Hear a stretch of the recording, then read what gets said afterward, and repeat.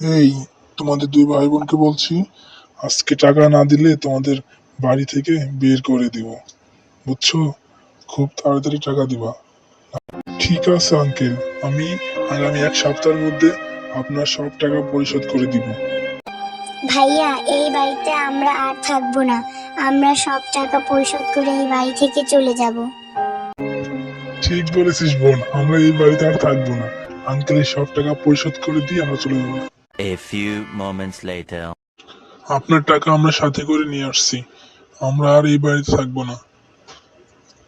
এই নিন আপনার টাকা, আমরা চলে যাচ্ছি। ঠিক আছে, যেহেতু তোমরা থাকতে চাচ্ছ না, আমি তোমাদের আটকাবো না।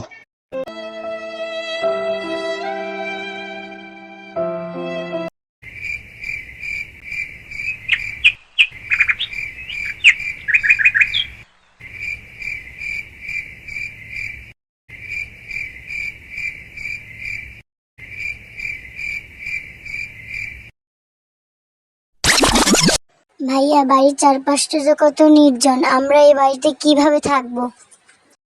ঠিক বলেছিস বোন, কি আর করার, আমাদের এখানে থাকতে হবে। এই বাড়ি থেকে তো চলে আসলাম, এখানে কিছুদিন থাকবো, তারপরে ভালো একটা বাসা দেখে ওই বাসায় চলে যাবো। ঠিক আছে? আমরা তো অনেকদিন হলে এই বাড়িতে রয়েছি, চলো প্রতিবেশীদের সঙ্গে আমরা পরিচয় হয়ে আসি।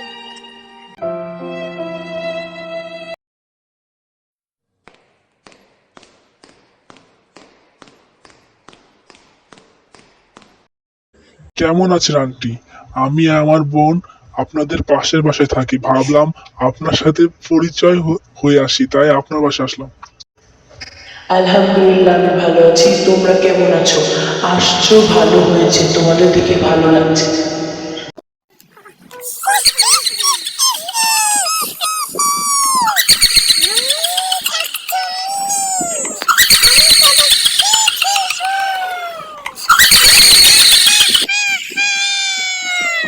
এটা আপনি কি বলছেন আন্টি?